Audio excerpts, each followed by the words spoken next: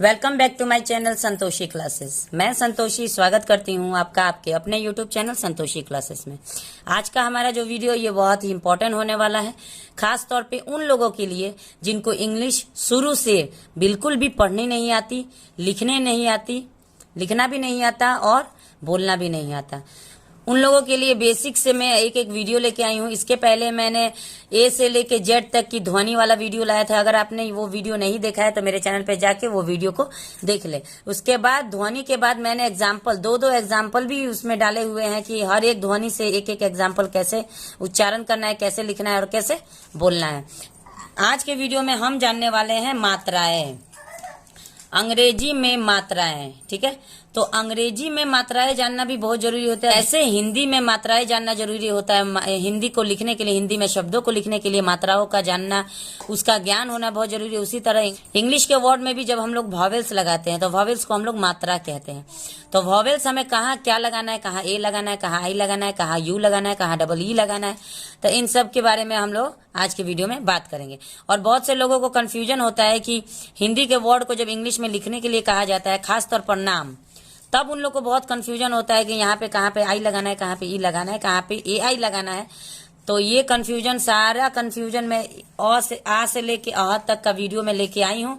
आपके सारा कंफ्यूजन को मैं एक ही वीडियो में सॉल्व करूंगी, तो इसलिए वीडियो को बिना स्किप किए देखिए। स्किप करेंगे तो फिर आधा अधूरा बात जानेंगे, फिर आप लोग का कंफ्यूजन दूर नहीं हो पाएगा। तो बिना स्किप किए वीडियो पर बने रहें मेरे साथ। तो चलिए वीडियो को स्टार्ट करते हैं। सबसे पहले हम लोग जानेंगे आ मात्रा के बारे में। तो आ वर्ण है, हिंदी वर्णमाला का एक वर्ण है जिसका मात्रा ऐसे हम लोग लिखते हैं, इसका मात्रा ऐसा होता है। और इंग्लिश में इसको हम लोग ए या डबल ए, ये दोनों कहीं कहीं पे लगता है। इसका भी कुछ नियम है, कहाँ पे ए लगाना है, कहाँ पे डबल ए लगाना है। तो ये नियम मैं आगे आपको बताऊंगी। तो फिलहाल अ से अ तक का मात्रा पहले जान लेते हैं, उसके बाद हम लोग नियम के बारे में जानेंगे। उसके बाद मैं नाम से, हिंदी के नाम को इंग्लिश में भी बदल के कैसे आप लोग को लिखना है वो भी मैं आपको इसी वीडियो में बताऊंगी। छोटी, छोटी ई का मात्रा ऐसे लिखा जाता है, जिसको इंग्लिश में हम लोग आई बोलते हैं। ठीक है, आई, इसके जहाँ पे भी छोटी ई का मात्रा लगाना है वहां पे हम लोग आई लगाते हैं। और जहां पे भी बड़ी ई का मात्रा लगाना है वहां पे हम लोग डबल ई या आई। इतने दिन से हम लोगों ने पढ़ा है कि आई फॉर छोटी ई और डबल ई फॉर बड़ी, लेकिन नहीं, कहीं कहीं आप देखेंगे कि बड़ी ई के लिए भी आई लगता है। जैसे कि कुमारी अगर आप लिख रहे हैं KUMARI, तो वहां पे कुमारी रॉ में हम लोग दीर्घई की मात्रा लगाते हैं, लेकिन दीर्घई के लिए क्योंकि डबल ई यूज होता है, लेकिन वहां पे आई लगाया जाता है। क्यों? लिखने के लिए सबको मालूम है कि आई लगाना है, लेकिन क्यों लगाना है, इसका नियम क्या है, ये हम लोग इस वीडियो में जानेंगे। छोटा ऊ का मात्रा होता है ऐसे नीचे से घुमा के ऊपर की तरफ घुमाया जाता है, और उसका मात्रा इंग्लिश में अगर हम लोग जानेंगे तो यू लिखा जाता है। बड़ा ऊ का मात्रा ऐसे लिखा जाता है, और इसको अगर हम लोग बात करेंगे तो इसमें भी दो है, इसमें भी कंफ्यूजन है, कहीं पे डबल ओ लगता है, कहीं पे यू लगता है। तो इसके बारे में भी आगे हम लोग बात करेंगे। ए का मात्रा, उसका मात्रा ऐसे लिखा जाता है हिंदी में, लेकिन इंग्लिश में उस मात्रा का मतलब ई बनता है। ए का मात्रा ऐसे होता है, जिसको दो एकले भी बोलते हैं, और उसको हम लोग लिखेंगे ए आई। तो हर एक मात्रा को अपने दिमाग में आप लोग को सेट रखना है, भूलना नहीं है, नहीं तो फिर आप लोग इंग्लिश का जो वर्ड बनाना है वो नहीं बना पाएंगे। ओ का मात्रा का ऐसा मात्रा होता है, ओ वर्ण का, और उसको हम लोग लिखते हैं ओ। औ का जो वर्ण है उसका मात्रा ऐसे होता है, जैसे मैंने दिखाया अभी फिगर में आप लोग देख पा रहे हैं, AU और OU दोनों लगता है। इसमें इसका भी कहाँ पे क्या लगाना है, इसका भी नियम है। अंक का मात्रा कहाँ पे लगाना है, उसका अंक का ऐसा निशानी होता है, ऐसा मात्रा लगाया जाता है, AN या AM, ये दोनों लगता है। अब कहाँ पे कैसे लगता है वो भी हम लोग जानेंगे। अह का मात्रा, अह का मात्रा से किसी का नाम नहीं बनता है, लेकिन फिर भी कहीं कहीं कोई वर्ड बनता है अह से, जैसे कि प्रातः कोई बोलता है तो उसमें क्या होता है, AH लगाया ना जाता है। चलिए अब हम लोग इसके ये थोड़ा सा शॉर्ट में देख रहे हैं, मैंने पूरा तो नहीं लिखा है, क से लेके ज्ञ तक कौन से लेटर से कौन सा वर्ण बनता है। तो जैसे कि अ वर्ण से ए लेटर बनता है, ए लेटर, जहाँ पे भी अ का बात हम लोग करेंगे वहां पे ए लिखेंगे इंग्लिश में, और हिंदी में जहाँ पे भी क लिखा होगा वर्ण वहां पे हम लोग के लेटर लिखेंगे। ख का KH होता है, ये तो आप लोगों ने पढ़ा होगा, के से क, KH से ख, जी से ग, GH से घ, ये सब। तो ये मैंने शॉर्ट में लिया हुआ है, ज्यादा नहीं लिखा है क्योंकि वीडियो लंबा हो जाएगा। ये अपने चैनल पे एक चार्ट बना के डाल दूंगी जिसमें अ से लेके अह तक और क से लेके ज्ञ तक का पूरा लेटर उसमें डाल दूंगी। तो अभी फिलहाल मैंने शॉर्ट में लिया है, क्योंकि आज जो हम लोग बात करने जा रहे हैं वो ज़्यादातर खास तौर पे नाम को लेके है, कि कैसे एक हिंदी में लिखा हुए नाम को हम लोग इंग्लिश में लिखना है और उसका मात्रा को कैसे लिखना है, इसके बारे में हम लोग बात करेंगे। तो इसलिए वीडियो लंबा ज़्यादा नहीं करना है, तो चलिए आगे बढ़ते हैं। ये आप देख सकते हैं कैसे खेस ख से घ है, च है, प है, फ है, ब, ल, झ, म, न, र, द। तो देखिए मैंने एक हिंदी में नाम लिखा हुआ है, जैसे कि अमन। अमन मान के चलिए किसी लड़के का नाम है, तो अमन को हम लोग कैसे लिखेंगे? तो अमन को हम लोग कैसे लिखेंगे? तो देखिए सबसे पहले अमन के लिए हम लोग को देखना ए अ। तो अ के लिए हमको क्या यूज करना है? यहाँ पे आप देख सकते हैं अ के लिए ए यूज किया गया, तो यहाँ पे हम लिखेंगे ए। ठीक है, ए लिख दिए। अब म के लिए क्या है? म के लिए आप देख सकते हैं यहाँ पे एम है, तो यहाँ पे हम एम लिख देंगे। उसके बाद न है। अब बहुत से लोग बोलेंगे कि म के लिए जब म एम है और न के लिए एन है तो हम यहाँ पे एन लिख देंगे, लेकिन ये क्या सही तरीका है अमन लिखने का? नहीं, गलत है।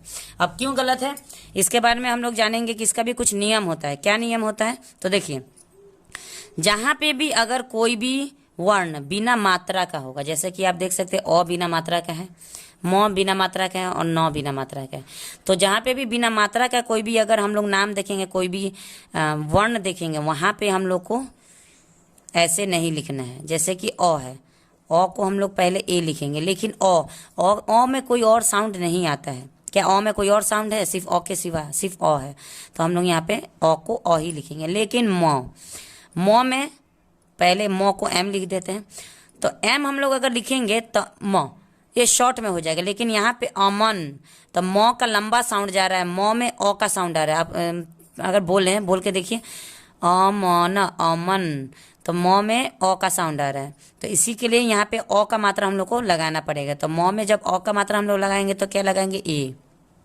ए। उसके बाद न के लिए हम यहाँ पे एन लिख लेंगे। अब आप लोग फिर बोलेंगे कि ऐसे कैसे हो सकता है? यहाँ पे तो फिर म में जब आपने अ का साउंड आया तो न में भी अ का साउंड आना चाहिए, तो एन के बाद फिर ए लगना चाहिए, तो अमना बन जाएगा। ये नहीं होता है सही, ये गलत तरीका होता है।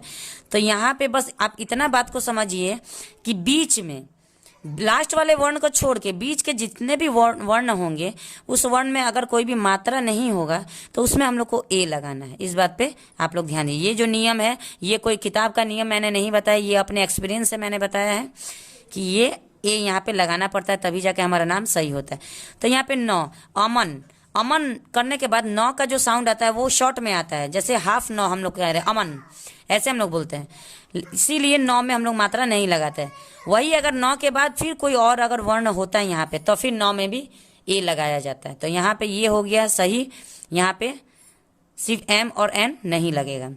चलिए दूसरा एग्जाम्पल हम लोग देख लेते हैं। चौ के लिए हम लोग क्या यूज करते हैं? यहाँ पे चौ के लिए सी एच है, ठीक है, तो पहले चौ के लिए हम लोग सी एच लिखेंगे। चमन, तो फिर चौ में अ का साउंड आ रहा है, तो इसलिए यहाँ पे हम लोग क्या करेंगे? ए लिखेंगे, CHA। म में भी म का पहले लिख लेते हैं एम, फिर म में भी साउंड आ रहा है, क्योंकि ये बीच का वर्ण है ना, ये लास्ट का वर्ण नहीं है। लास्ट के वर्ण में हम लोग को ए नहीं लगाना है, बीच के वर्ण में ए लगाना है। तो एम में क्या करेंगे? ए लगा देंगे, और लास्ट में जो एन है, एन को हम लोग को यूं ही एन लिख देना है। चमन हो गया, ये सही तरीका है, ठीक है। तो इस बात पे ध्यान दीजिए कि कोई भी वर्ण लास्ट का छोड़ के, इस लास्ट वाले को छोड़ के इधर वाले का कोई भी वर्ण अगर बिना मात्रा का हो, अगर मात्रा होगा तब तो हम लोग मात्रा देखेंगे, लेकिन यहाँ पे कोई मात्रा नहीं है, क्योंकि अ का कोई मात्रा नहीं होता है, ठीक है। लेकिन अ का साउंड होता है ना, अ का मात्रा तो नहीं होता लेकिन अ का साउंड होता है। तो यहाँ पे क्योंकि म में साउंड आ रहा है अ का, तो हमको यहाँ पे ए लगाना है। चौ में अ का साउंड, देखिए अ का साउंड लास्ट में आ रहा है, इसलिए हम लोग को यहाँ पे ए लगाना पड़ता है। तो ये हमको उम्मीद है कि आप लोग को वीडियो समझ में आ रहा होगा। अगर देखिए अब यहाँ पे देखिए हम लोग 4 वर्ण वाला मैंने लिया, 4 वर्ण में सबसे पहला वर्ण है अकबर, तो हम लोग लिखेंगे ए, ठीक है, अकबर। तो अब आप लोग बोलेंगे कि ये अब दोनों में ए लगाना पड़ेगा, तो पहले हम लोग क्या लिखते हैं? हम लोग कैसे लिखेंगे?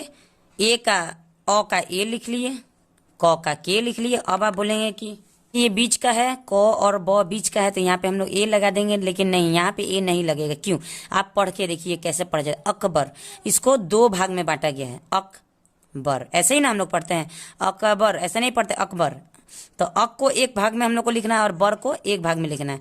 तो अक, क्योंकि अक अगर हम लोग लिखेंगे तो ये यहाँ पे शॉर्ट में क लंबा अ का यहाँ पे साउंड नहीं आ रहा है, तो इसलिए यहाँ पे हम लोग ए नहीं लगाएंगे। उसके बाद बर, ब में अ का साउंड आ रहा है बर, तो यहाँ पे हम लोग लिख देंगे बी। ब में जब अ का साउंड आ रहा है तो अ का साउंड लगाना पड़ेगा और ये र को आर लिख देंगे, तो ये अकबर बन गया। तो अब उम्मीद है कि आप लोग को समझ में आ रहा होगा। महल को भी एक बार देख लेते हैं। तो म को हम लोग लिखते हैं एम, म में अ का साउंड आ रहा है। सिर्फ आप लोग उच्चारण बोल के देखना है, अगर साउंड आ रहा है तो लिखना है, नहीं साउंड आएगा तो नहीं लिखना है, इस बात पे ध्यान देना है। ह का एच होगा, ह में अ का साउंड आ रहा है तो ए लिखना है और लास्ट का एल को एल लिख देना है, ल को एल लिख देना है। महल ए सही हो गया, लेकिन लास्ट में हम लोग को ए नहीं लगता। सिर्फ एक सारा बात छोड़ दीजिए, बस एक बात पे आप लोग ध्यान दीजिए कि लास्ट का जो भी वर्ण होगा, अगर बिना मात्रा वाला हम लोग देख रहे हैं और मात्रा वाला भी अगर हम लोग देखेंगे तो लास्ट में अगर कोई वर्ण होगा जिसमें मात्रा नहीं है तो उसको हम लोग को अ का साउंड नहीं निकालना है, लास्ट में ए नहीं लिखना है, वो गलत हो जाएगा। तो चलिए, उम्मीद है आज का वीडियो आप लोग को समझ में आया होगा और हिंदी में लिखे हुए नाम को आप लोग को इंग्लिश में कैसे लिखना है ये भी आप लोग को समझ में आ गया होगा। तो वीडियो को अगर थोड़ा सा भी आप लोग को अच्छा लगा होगा तो प्लीज़ वीडियो को लाइक करें। चैनल में पहली बार है तो प्लीज़ चैनल को सब्सक्राइब करें। चलिए, मिलते हैं नेक्स्ट वीडियो में, कुछ और इंटरेस्टिंग सी बातों को लेके आऊंगी मैं। तब तक चैनल पे बने रहें।